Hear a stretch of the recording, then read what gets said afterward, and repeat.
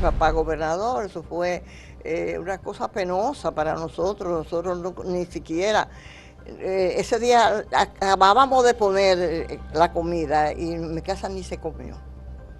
La Vega demostró que tiene mucho coraje, que tiene mucha valentía, porque el que vio lo que pasó el 18 de abril es la primera manifestación del país en contra de Trujillo. Es muy difícil de juzgar. Ahora, fríamente, podemos hablar de eso y criticar eso. El miedo es libre. El miedo es libre, porque te daba Trujillo por donde más te dolía.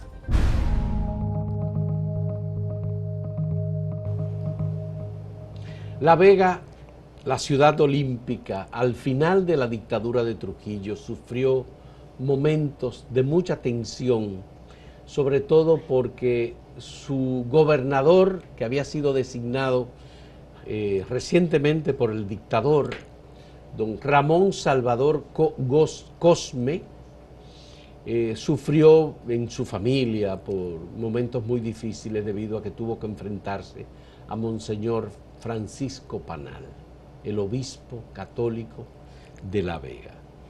Y esos momentos muy difíciles incluyeron una visita de Rafael Leónidas Trujillo el 4 de marzo de 1960 a La Vega. Y allí Monseñor Francisco Panal dio una homilía en la que obligó a Trujillo a hincarse en la iglesia para orar por el bienestar y la seguridad del Papa, de los obispos dominicanos y extranjeros en el país y de los católicos dominicanos en medio de una campaña a través de Radio Caribe que tenía la dictadura contra la iglesia por haber emitido la carta pastoral firmada el 25 de enero de 1960, que le llaman la Pastoral de las Avispas.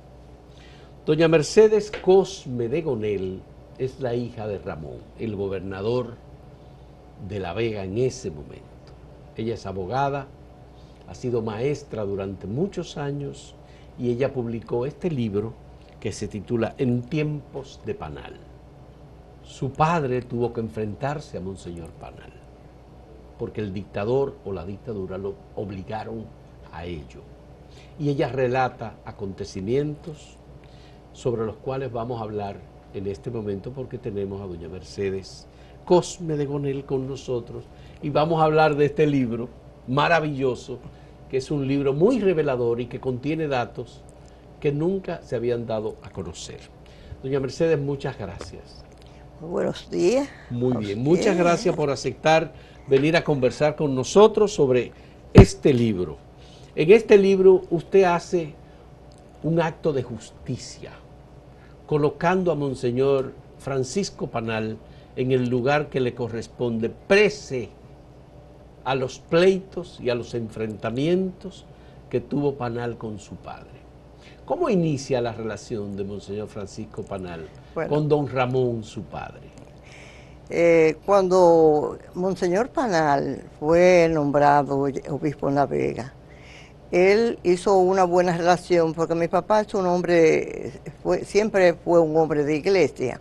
Fue juez, era un juez siempre reconocido, ¿verdad? Él fue juez durante más de 50 años. Y fue maestro también. Fue profesor. Fue profesor de Juan Bosch, su padre. Cuando estaba en La Vega. Cuando estaba en La Vega. Fue profesor de Juan Bosch, de Antonio Guzmán, de Sellé Hernando, de Mario Sánchez, de ese grupo que lo acompañó permanentemente. Entonces, Monseñor tenía unas relaciones muy estrechas con mi papá, porque mi papá fue un hombre que se educó con el padre Fantino y tenía la relación de los curas, porque también fue un ahijado del Monseñor Noel, que fue una... Ramón Cosme fue ahijado de Monseñor Noel, su padre. Su padre, que siempre lo ayudó y lo encaminó y siempre lo respaldó en todas las cosas.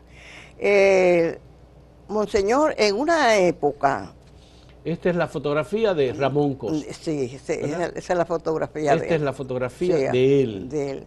Ramón Cosme, Sí, que fue maestro, que fue juez sí, y que fue designado en los últimos días de sí, la dictadura sí. gobernador Sí, de La Vega. en la dictadura, primero estaba doña Delia García Godoy, una señora muy distinguida y buena de La Vega, era gobernadora, y parece que con ya molesto el gobierno con lo que había ocurrido, trató de que ella fuera, porque cuando entraron cuando se formó El el 14 de 14 de junio junio. y se hicieron presos una serie de muchachos, ya el gobierno se molestó muchísimo y entonces empezaron a tratar de reforzar las cosas a favor de Trujillo. Doña Delia era en esa época la gobernadora de La Vega y un día le recibe Monseñor ¿Qué Panal. relación tenía doña Delia con Federico García Godoy? Hermana. Sí, hermana. Pero ellas eran de origen cubano. Sí, pero y se establecieron sí, en La Vega. Vega, De sí. acuerdo, muy bien. Entonces, un día Panal recibe un suelto anónimo donde dice que se iba a hacer un meeting en La Vega contra de Panal para repudiar a Panal. Pero ese era en el momento en que la dictadura estaba atacando fuertemente a la iglesia, porque Trujillo había pedido ser reconocido como benefactor de la iglesia. Pero en eso entonces Trujillo, doña Delia hacen Monseñor hace una carta de alerta el mismo día, no dio mucho tiempo, pero hizo una carta diciendo que a los fieles que no asistieran a ese meeting, que ese era un meeting que era en contra de la iglesia y que los católicos no debían asistir. Eso no se le hizo mucho caso, sin embargo, los agustinos trataron de que Monseñor no quedara solo y fueron al campo, buscaron mucha gente y trajeron personas que aunque no eran armados con revólver, pero tenían puñales y cosas, y se fueron a la iglesia. Ese día el mitin se prepararon. Se prepararon. El mitin se celebró como quiera. Ya. Eso fue el día 3 de febrero del 60. El mitin se celebró como quiera, porque en el parque había un mitin en contra de Panal y en la iglesia estaban los padres hablando y resolviendo. Eso, en ese momento se estaba diciendo que la carta de enero, la carta pastoral del 25 de enero, la había escrito Francisco Panal.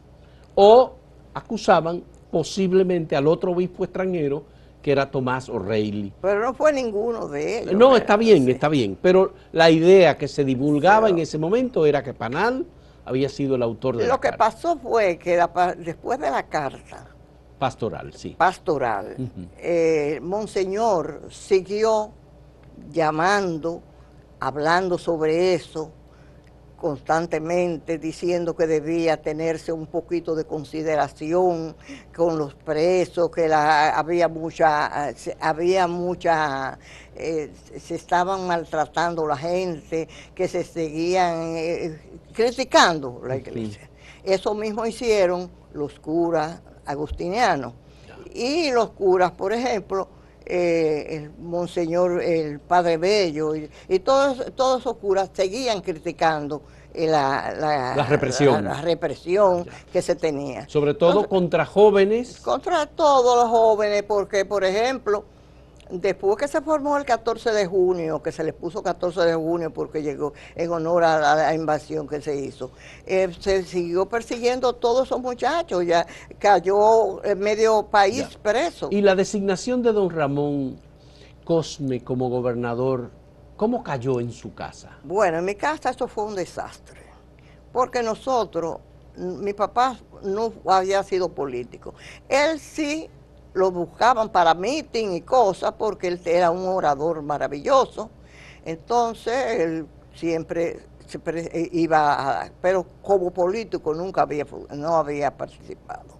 Eso nosotros, el día que se nombró mi papá gobernador, eso fue una cosa penosa para nosotros ni siquiera, ese día acabábamos de poner la comida y en mi casa ni se comió. Entonces mi papá era un hombre muy prudente, muy ecuánime, y nos dijo, quiero que esto no lo comenten con nadie, que están disgustados, tomemos esto como tiene que ser. Entonces, quédense callados y cosas. Mi papá fue a visitar a Monseñor Panal, a decirle que él lo habían designado, y Monseñor muy contento se puso, porque pensó que eso iba a traer una paz, una reconciliación a las relaciones de la iglesia con el gobierno. Con el gobierno. Porque después que nombraron a Doña Dea, nombraron, para recrudecer, nombró a Julián Suardí, que era el enemigo número uno de Monseñor Panal. Lo que quería desde que llegó fue meterlo preso, tratar de maltratarlo, cosas. Entonces, al nombrar a mi papá, todo el mundo se creyó contento. Cuando Trujillo, como había tantos presos, la Organización de Estados Americanos dijo que iban a venir al país a visitar y a investigar la situación de los presos. Entonces se soltaron. Porque Trujillo y la dictadura desarrollaron una masacre con los expedicionarios del 14. Entonces eso fue una cosa terrible, eso traspasó la frontera. Eso internacionalmente ya se sabía lo que se estaba ocurriendo en el país. Ya. Entonces, cuando sueltan todos los presos políticos, soltaron los más, los que estaban menos comprometidos, y dejaron las personas más comprometidas. ¿Qué sucede? Que en eso mi papá va a saludar a Panal, le dice que la situación, llama a Paino. Y le dice... Paino Pichardo. Paino Pichardo, que era secretario de Interior. Papá tenía, todos los días, Paino llamaba a mi papá, todos los días. Porque había tensión con La Vega. Con La Vega. Con La Vega específicamente. Entonces, se entendía que La Vega tenía un foco antitrujillista. Entonces, Paino llama y le dice, mire, se van a soltar los presos. Y entonces Paino le dice... Mi papá le dice, sí, pero mire, falta uno de los presos más importantes de La Vega, que es Rodrigote. Y Panal tiene mucho interés en que lo suelten. En mi casa estábamos ese día, estábamos tomando el café, y estaba Fausto, que era presidente del Partido Dominicano. Y dice, ¿y eso es verdad que Panal te dijo eso? Fausto Guzmán. Dice, ¿y es verdad que él te dijo eso? Dice, sí, yo lo he hablado con él. Pues vaya inmediatamente, que esa gente son capaces de decirle, de llamar a Panal. Nosotros vivíamos muy cerca de Panal. Entonces, mi papá va a la casa de Panal, se quedó Fausto en mi casa.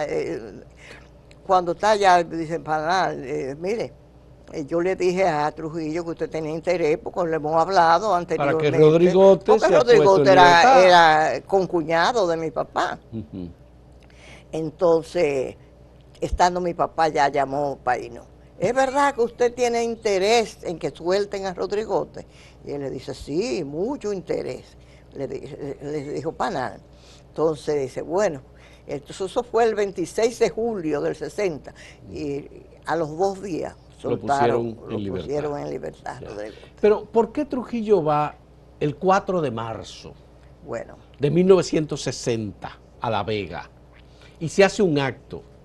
Y hay una misa encabezada por Monseñor Panal. Resulta que Trujillo había mandado a decir que quería que Panal lo invitara, cuando se le preguntó, se le dijo a Panal, y él dijo, yo no tengo inconveniente en hacerle la misa, pero yo no puedo invitarlo. Si el pueblo lo invita y si lo invitan otros, yo le hago la misa como sea. Trujillo tenía mucho interés en que ser precisamente La Vega la que lo invitara, porque él entendía que en La Vega no lo querían. Inclusive, él le llegó a preguntar una vez a Panal, ¿por qué los veganos no me quieren?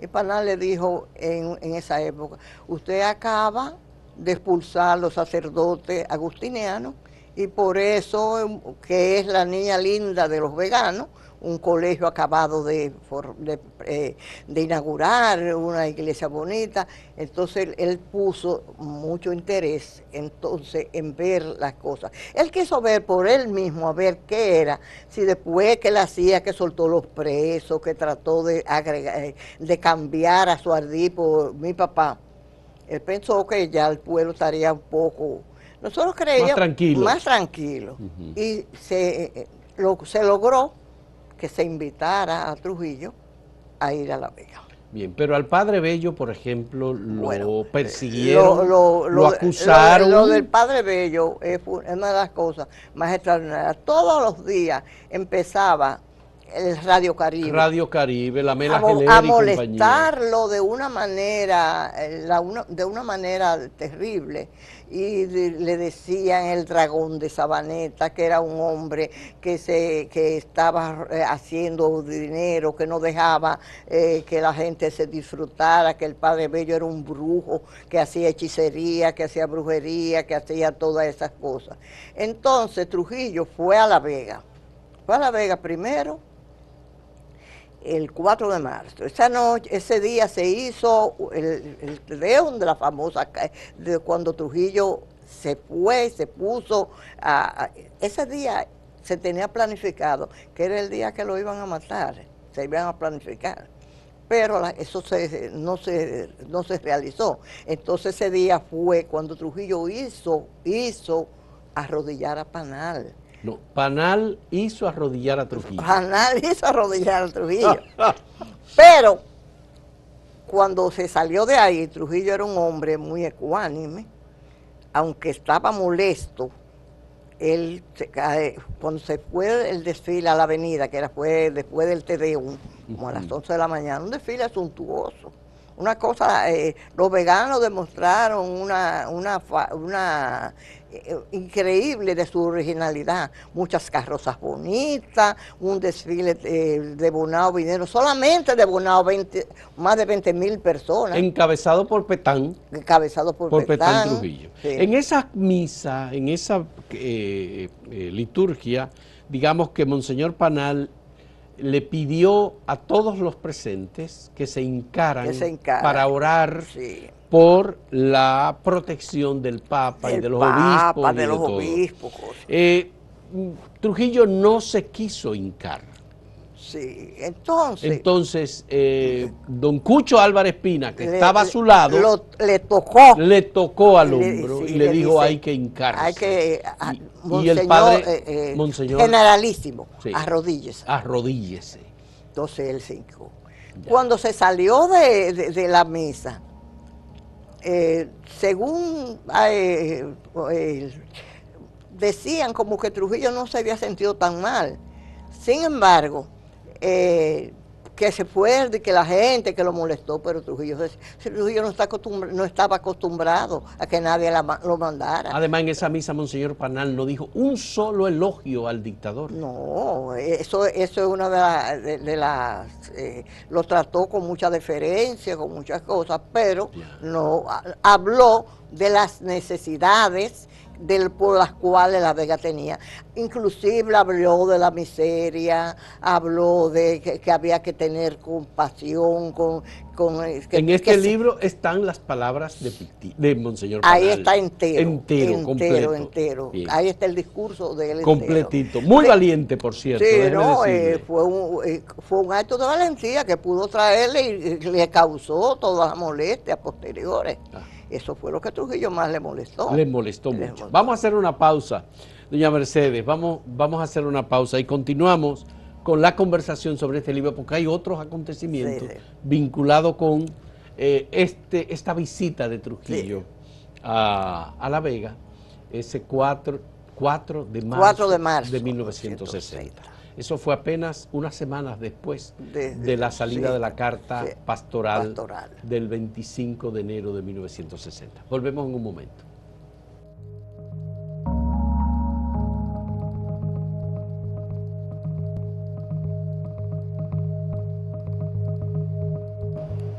Doña Mercedes, después de esa homilía del Monseñor de Panal, se desataron los demonios en su contra. Usted me dice que Trujillo salió aparentemente tranquilo.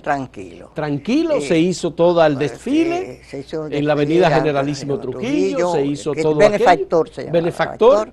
Bien. Y entonces vinieron todos los ataques contra Monseñor Panal. ¿Le llenaron la catedral de prostitutas? Sí, pero eso fue ya posteriormente. Posterior, sí, estoy hablando del 18.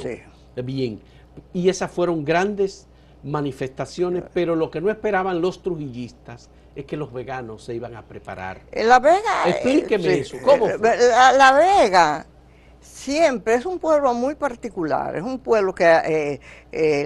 La Vega demostró que tiene mucho coraje, que tiene mucha valentía, porque el que vio lo que pasó el 18 de abril es la primera manifestación del país en contra de Trujillo, en contra de una dictadura tan férrea y de una represión tan difícil de tener.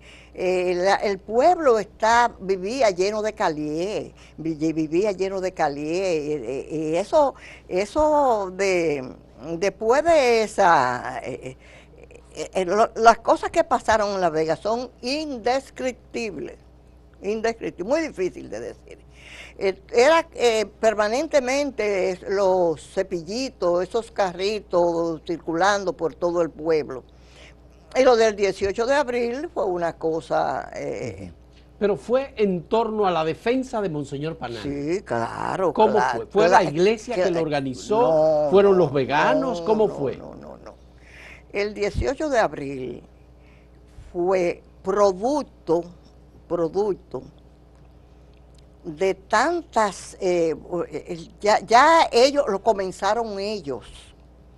Un grupo de calié comenzó por las calles temprano, vociferando, fuera Panal, saquen a Panal, y eso se oía un ruido, un estruendo tremendo.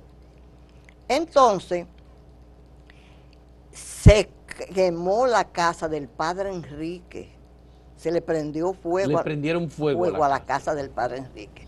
Ese día, a las 7 de la mañana, llegó un hermano de mi papá y le dijo, en Rancho Viejo está Julián Suardí en su finca organizando que vienen a coger preso a Panal.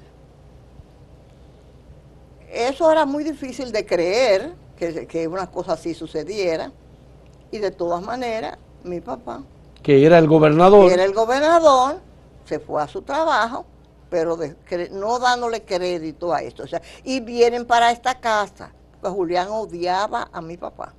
Julián Suardí. Lo odiaba a muerte, porque él quería que se hiciera lo que él quería.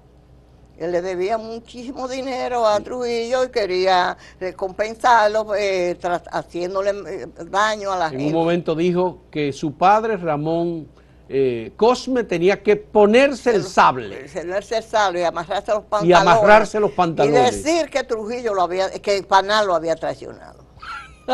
Eso fue en un mitin posterior a eso. Ya. Pero ese día, 18 de abril, comenzó el fuego donde Monseñor Enrique, que era relativamente cerca de... Él era un ayudante de Monseñor Panal. Él era el hombre fuerte, el ayudante, el vicario de la diócesis. De la diócesis. Era muy guapo también. No, porque a uno de esos grupos, cuando Monseñor Panal estaba haciendo la misa, cuando ellos entraron a la catedral, y llevaron las mujeres desnudas, prostitutas. Él tenía un calendario. Él le dijo, vengan, para que se enfrenten. Sí. ¿Así fue? Sí, así fue. Sí. Entonces, el 18. Entonces, el 18... le prendieron fuego a la casa de Monseñor. Vienen Enrique. por la García Godoy, llegan a la restauración que se llamaba así, la calle, donde nosotros vivíamos, y cuando pasan el frente de mi casa, empezaron a tirar piedras. A la casa de nosotros. De ustedes. A la casa de Ramón del gobernador. Cosme, el gobernador. Entonces, eso se rumoraba desde temprano. Y una vecina del frente cruzó, otra amiga fue a la casa a acompañarnos. Y una prima de nosotros empezamos a hacer una hora santa. Cuando no habíamos comenzado apenas a hacer la hora santa, empezaron a caer las piedras. Y una señora, doña Fefa Jiménez, que estaba embarazada, se subió ella con América Bonilla y subieron la salomónica para que las piedras no entraran a mi casa. Una de mis hermanas se puso muy nerviosa y llamó a mi papá a la gobernación. Mi papá, en medio de esa multitud, cruzó a pie y llegó a la esquina donde venía la multitud. O no lo conocieron o lo respetaron. Eso es una cosa que yo tengo mis dudas, ¿verdad? A ver qué no estaba pasando. ¿Quién encabezaba la manifestación? Julián Suardí. Esa gente nunca no dio el frente. Eran unos paleros, eran paleros, eran personas del pueblo conocidas. ¿Había gente de algún otro lugar que no fuera de La Vega? Sí. Por ejemplo, de San Francisco de Macorís. No, Porque siempre se ha dicho que Vincho Castillo estaba bueno, entre esos yo grupos. En realidad, eso se ha dicho, pero yo no puedo decir eso, porque yo no vi nunca a ninguna de esas gente. Ya. Y nosotros sí veíamos todo lo que pasaba, porque era frente a mi casa, a pesar de que ese día yo no me pude asomar a la puerta. A la puerta. Cuando llegaron, desde temprano, así la multitud, mujeres, hombres, empezaron a guardar piedra temprano en el callejón de la clínica. De la clínica de Espaillat, ya. Y ahí guardar piedra en la casa de Panal. Una multitud de personas, pero no 2 o 3, una multitud de personas. Para defender a Monseñor Panal. Para defender. Y enfrentarse. De lo que se decía que lo iban a buscar preso y que se lo iban a llevar. Ya. ¿Qué sucede? Que cuando viene esa gente voceando, eso es una cosa temible, temible. Entonces ellos siguen, después que tiraron las piedras en mi casa, siguieron, porque nosotros vivíamos, Panal, nosotros vivíamos en la Restauración 96 y Panal en la Mella, doblar ahí, la primera casa. Y cuando ellos empezaron a tirar piedras, se encontraron con la gente que estaban en el callejón de la clínica. De la clínica Espaillat. Le repostaron de una manera que salieron huyendo. Entonces fue un enfrentamiento. Fue un enfrentamiento. Entre los que defendían a Panal y los que venían a apresarlo, aparentemente. Entonces, ese enfrentamiento duró bastante, pero ellos tuvieron que salir huyendo. Eso fue el 18 de abril de 1960. Sí. Entonces, a veces salió una persona de pronto huyendo que a donde Bebita de los Santos, a la farmacia de los Santos, que lo curaran, herido con las piedras, y ella se negó porque ella era una... Pero ese fue a Betemí, creo que le dieron, a un policía. Eso fue primero a una persona del público. Después llegó el capitán Betemí con otro, creo que Moratón, y cuando llegan a Betemí... Capitán de la policía, que era parte de la manifestación contra Panal. Sí, poniendo el orden.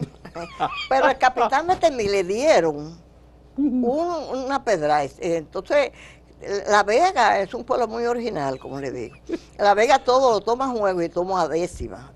Y te hace todo una décima. Yo estoy procurando que en mi próxima edición del libro, voy a tratar de conseguirla, se circuló, inmediatamente circuló una décima, dice, este pueblo... No, dice, aquí tengo la que usted colocó sí, en la página sí, 156. Sí. Esta fecha la tenemos por siempre que recordar. El pueblo se amotinó en defensa de Panal. Al capitán Betemí, que es largo que una caña, lo pusieron a dormir en la calle como cama. Y cuando se fue a parar, rezongando su cosita, ¡tituá! Le tiran otra que le salió la corgojita. Es bonita, a la décima, es muchísima. Nosotros siempre quisimos saber, cuando yo estaba escribiendo el libro, quién escribió la décima. Pero a través del tiempo ya sé quién escribió la décima. Ah, ya sí, sí. ¿Quién la escribió? Olga Abreu, una tía de César Arturo. No. Que trabajaba en el banco, de reserva. Y cuando se investigó una maquinilla, porque era en maquinilla que se hacía, pero no se supo nunca, ya se fue a Estados Unidos y eso no. Pero no he podido conseguirla, porque es bellísima la décima. Completa, entonces. Claro, sí. Porque esta es una parte. Es una parte. Tiene algunas cosas que yo no, que por delicadeza no se la coloqué. Pero eso fue. Entonces, ¿qué sucede si el pueblo, ya ese hombre, como lo hirieron, se fueron de ahí, Betemí, volvieron otros policías, pero todo el mundo tenía miedo? Eso era el que entraba ahí, eso era un campo de guerra. El que entraba ahí no sabía cuál que era. Pero después, a la casa de Monseñor Panal le retiraron la energía eléctrica. Sí, pero eso es más tarde. Eso fue el mismo día, pero más tarde. Pero a los acontecimientos de ese día no terminan ahí. Porque las esquinas, la calle la cerraron, de esquina a esquina cogida con la policía y la guardia. Entonces, ese día, el padre Marín del Colegio Agustiniano, que era estaba muy con Panal, estaba compenetrado con la lucha, llamó al embajador de España, que a Panal se lo querían llevar, que lo querían maltratar. El embajador fue medio tímido, no quería, como decía, que no había necesidad, pero él insistió y de verdad que hizo bien en insistir, porque no se sabía lo que podía suceder, porque ya aquellos tenían armas y los otros piedras. Entonces, pero yo creo que la iglesia ganó, porque salieron más heridos de piedra que... Entonces, a las 4 de la tarde llegó el embajador de España. Puso su bandera y todo el mundo volvió otra vez. En la casa de Monseñor Panal. Empezó a ondear la bandera española. Y ahí hubo una tranquilidad. ¿Qué sucede? Quedó el Monseñor, lo respetaron ahí un momentico, pero le cortaron el agua, le cortaron la luz, le cortaron todos los servicios. Entonces esa gente no tenía ni qué comer, ni qué tomar, cosas. Entonces como nosotras, en mi casa, en combinación con la hija de Julito Espaillá, con Aida, nosotros le mandamos en la de la clínica. Sí, en 2 oportunidades. Desde luego, escondido de Julito y escondido. Entonces, había un trabajador que le daba un apoyo a ustedes. Un apoyo terrible. Sí. Yo llevaba la compra, pero la llevaba a la clínica, él la cogía, pero en a una casa, en la casa siguiente de una esquina, en la otra esquina y la policía un poco más para allá, pero yo a la 1 del día. Eso era una hora que se desmontaba algo en la clínica, ¿verdad? Daba la vuelta, me venía a mi casa. Pero ese Leopoldo, que así se llamaba, el trabajador González, el trabajador, sí. Se arriesgó bastante. Nosotros también, pero... suplían a Monseñor Panal de sus necesidades. Ya. Y se lo entregábamos al padre Pedrito Ramírez, que las recibía. Ya. Pero a mí me gustaría tener su impresión sobre cómo gente que se consideraba católica amaba más a Trujillo o la dictadura de Trujillo que la propia fe que tenían o que podía representar la iglesia. Le voy a decir algo. A ver. es muy difícil de juzgar. Ahora, fríamente, podemos hablar de eso y criticar eso. El miedo es libre. El miedo es libre. Porque te daba Trujillo por donde más te dolía. Te cogía un hijo, te cogía un hermano, te cogía... Es muy difícil. Trujillo te daba por donde más te dolía. Sí, si tenía que dar por un hermano, por un hijo, por algo. En una palabra, no era fácil, no era fácil. Todo el que se arriesgó, para mí es un héroe o una heroína, porque era muy difícil estar en contra abiertamente de Trujillo. Cuando se le mandaba una cosa que no fuera, fíjese que las personas inteligentes decían, para no hacerle frente a las cosas, decían, no, eso no conviene a Trujillo, pero esa es una forma de salvaguardar su persona y la de sus hijos.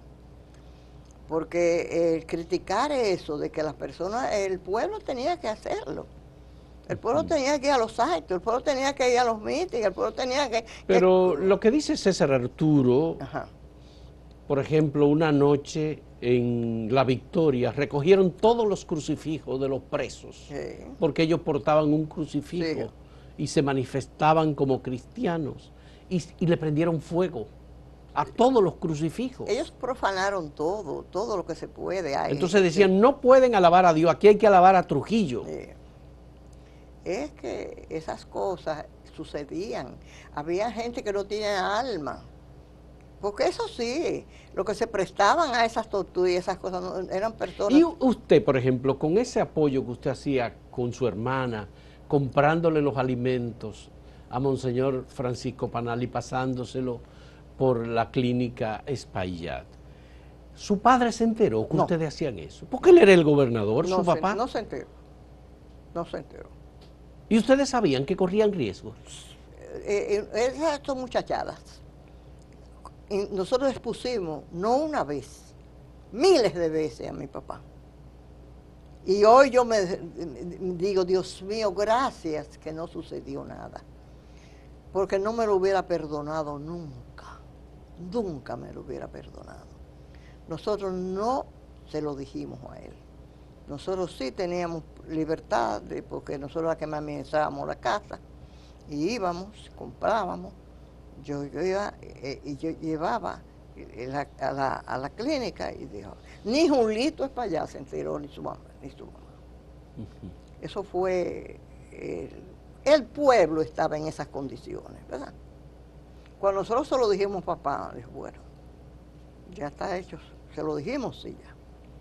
Por eso nosotros esperábamos cualquier cosa, ¿verdad?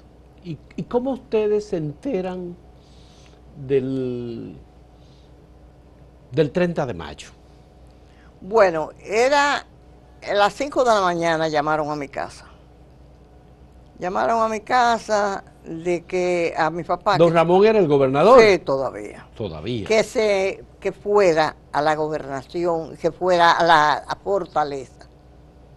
Papá no sabe lo que está pasando, llega a la fortaleza, dice aquí hay algo grande porque estaba Petán, lo recibe Petán y ve una cantidad de personas llevándola, porque se creyó... Presos. Se creyó primero que habían sido las personas que habían indultado del 14 de junio, y a esa gente fue que llevaron preso. Pero eso se fue descubriendo quiénes eran las personas, y ahí estaban presos Ernesto de la Maza, y el hermano que lo mataron a ellos ahí en la fortaleza. Pero entonces después esa gente se... ¿Pero don Antonio de la Maza también estaba ahí? Sí. También, estaba preso ahí. Sí, Ernesto y Antonio. Antonio. Padre no, e hijo. Antonio, no. Antonio de la Maza, Ernesto era otro hermano, Ya. Que estaban ahí en la fortaleza y lo mataron allá. Ya. Entonces, ya esa gente ya la asesinaron en la fortaleza de La Vega. En la misma fortaleza. Sí, en la misma fortaleza. Ya.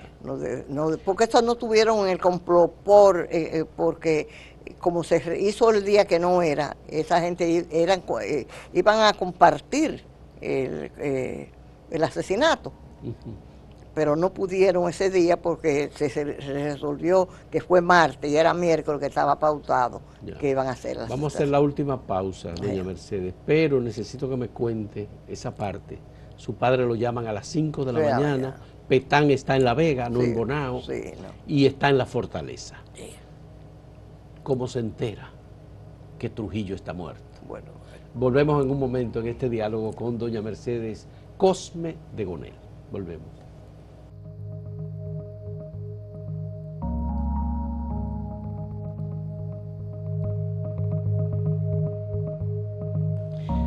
Bien, doña Mercedes, don Ramón, su padre, es llamado a la fortaleza siendo el gobernador de La Vega. A las 5 de la mañana. A las 5 de la mañana. Cuando él llega se encuentra que Petán lo recibe y cosas. Petán es quien le dice. Petán es quien le dice que han matado a Trujillo. Entonces, había mucho movimiento, mucha gente presa, sobre todo el 14 de junio, porque se creyó que eso eran los que habían matado a Trujillo. Pero a medida que van discurriendo las horas, se enteraron de que lo que había pasado y cómo había ocurrido todas las cosas. Ellos inmediatamente, porque Trujillo tenía uno de los servicios de inteligencia más maravillosos, yo diría... Más eficiente. Sí, en el crimen. En el crimen, en el crimen. ¿Cuándo regresa don Ramón a su casa y le dice a ustedes que Trujillo está muerto? Ya cuando papá llegó, ya nosotros lo sabíamos, porque él se dilató como hasta las 11 de la mañana, más o menos. Ya nosotros lo sabíamos, ya el pueblo lo sabía. Y el pueblo se había enterado, imagínate uno, mortificado por las cosas que iban a suceder.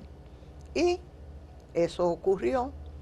Entonces, no sé, como gobernaba Balaguer. ¿Y ustedes no sintieron alegría? Y perdónenme, porque ya significaba...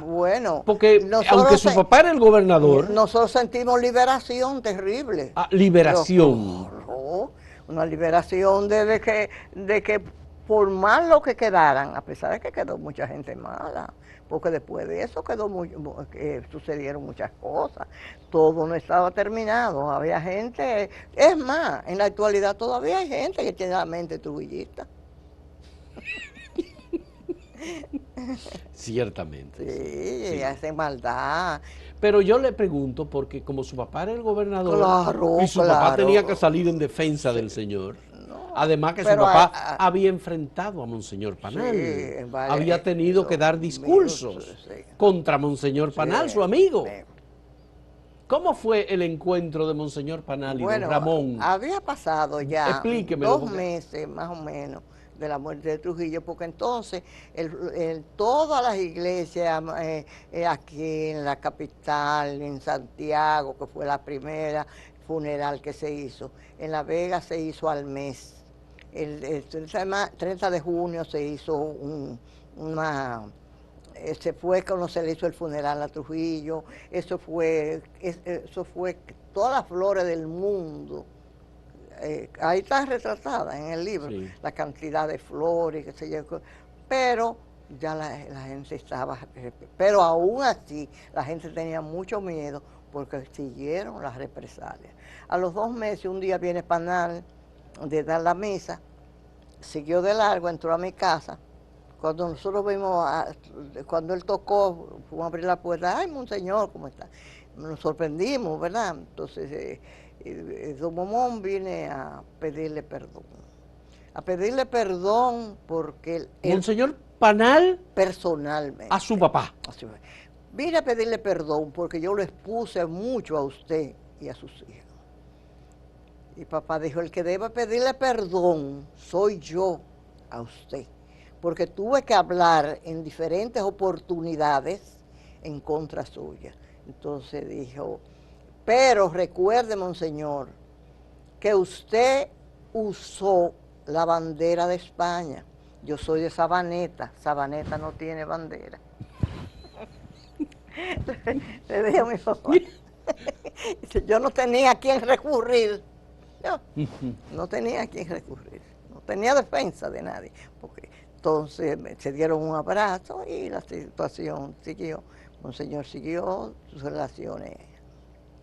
Ya no, ya terminó la represión y la persecución No, contra Monseñor no. Panal. Bueno, relativamente, todo siguió normal, aparentemente, pero todavía en la calle. Estaba el CIN, Johnny Abe, estaban buscando gente sí, comprometida. comprometida. Y, por ejemplo, los estudiantes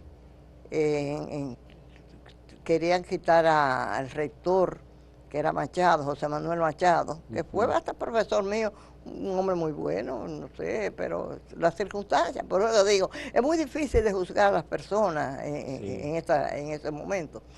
Entonces los estudiantes de la escuela normal rompieron los letreros, entre ellos unas primitas mías, las hijas de Rodrigote y cosas, También. y se lanzaron. Y ese día, en la esquina de mi casa, un guardia le iba a disparar a Magali, que era muy inquieta, una de las hijas de Rodrigote, y mi papá le dijo, ya lo estaba quitado, lo habían quitado. Yo soy el gobernador, hágame el favor, no le dispare.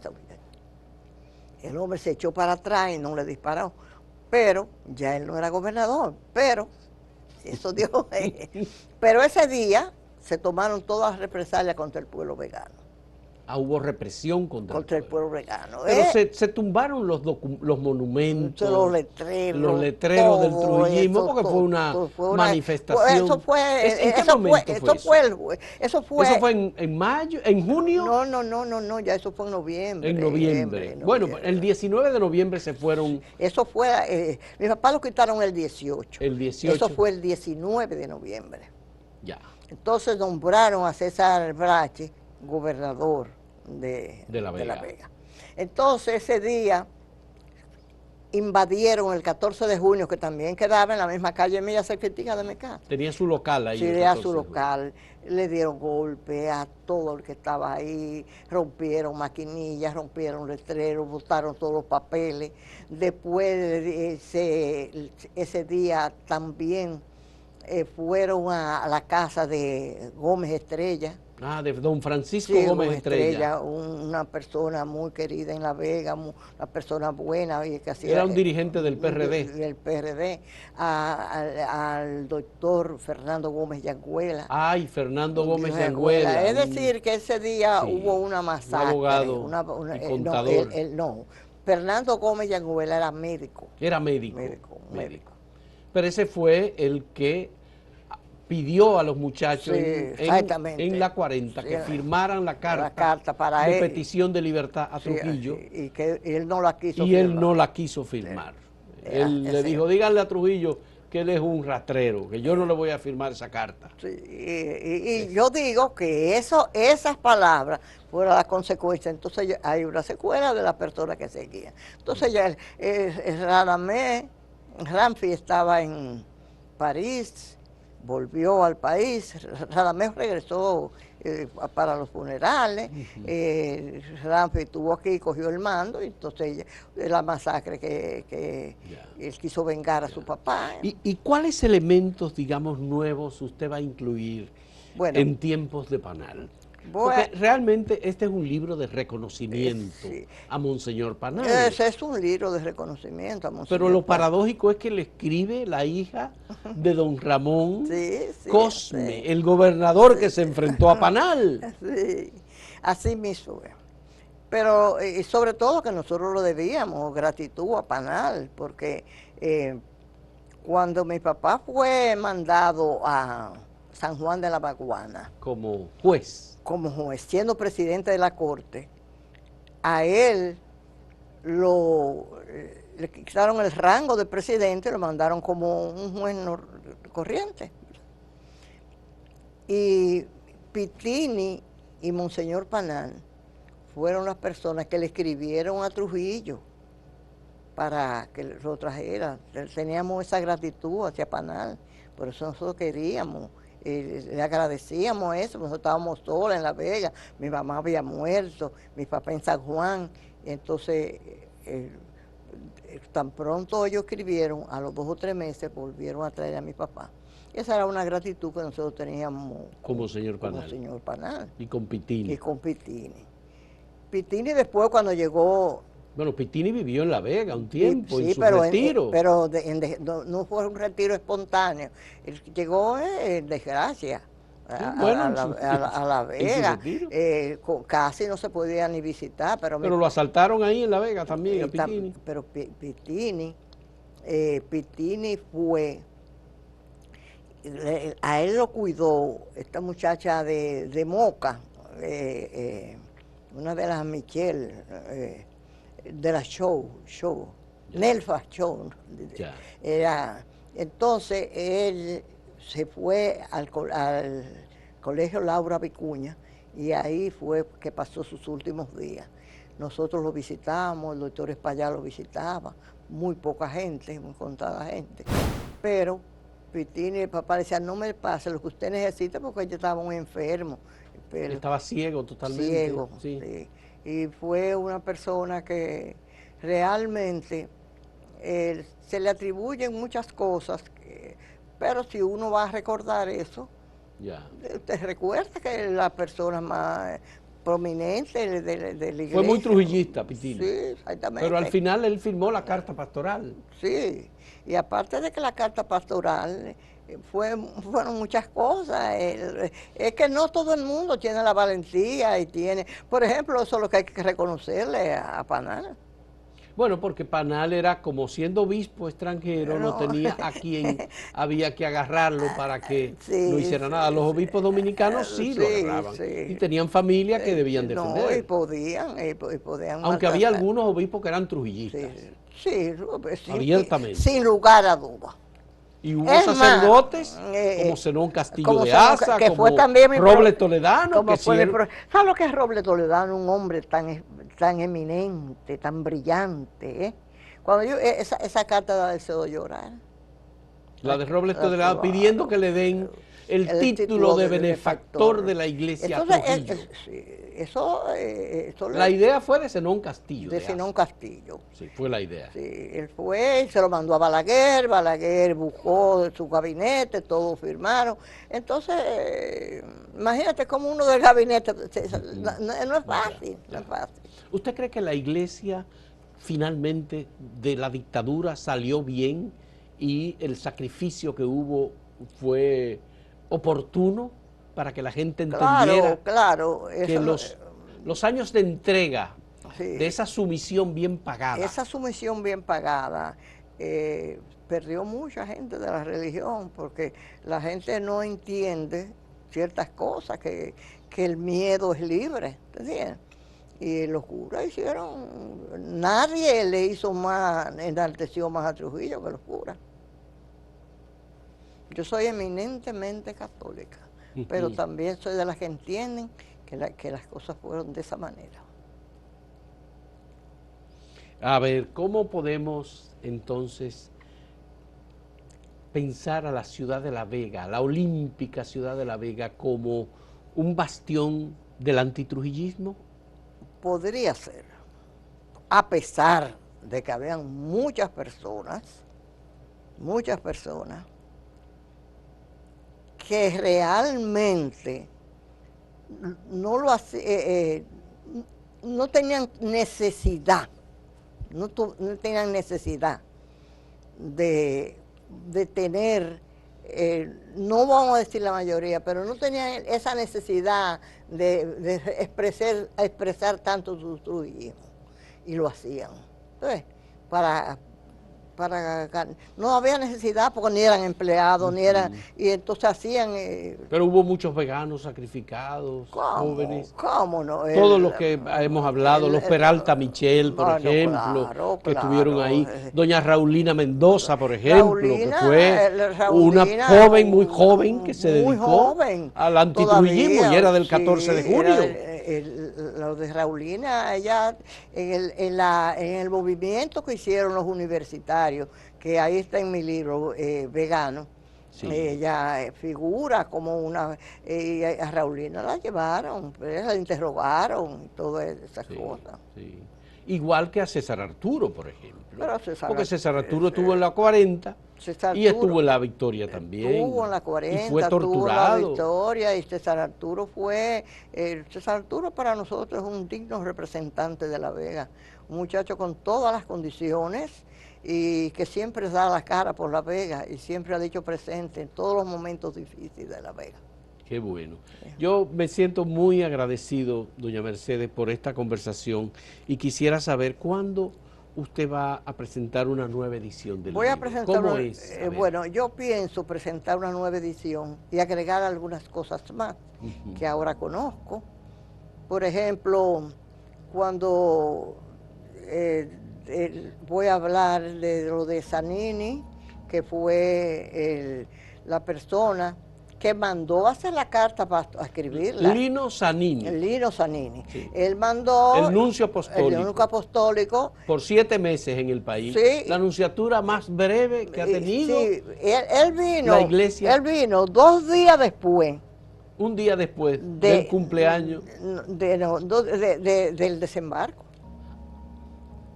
Lo nombraron a él. No, pero él vino... Ah, bueno, lo nombraron. Lo nombraron. Sí, pero él vino el 25 de octubre sí, de 1959. Sí, aquí.